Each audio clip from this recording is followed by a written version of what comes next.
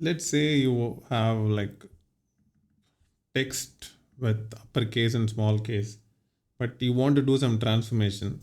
Now, in that case, all you could do is as simple as you have this div and the class div class within which this text is, and some of it is lowercase as you entered here, but could say text transform uppercase. Let's see what it does.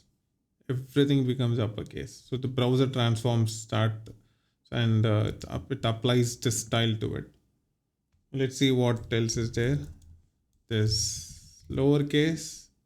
Everything is lowercase now.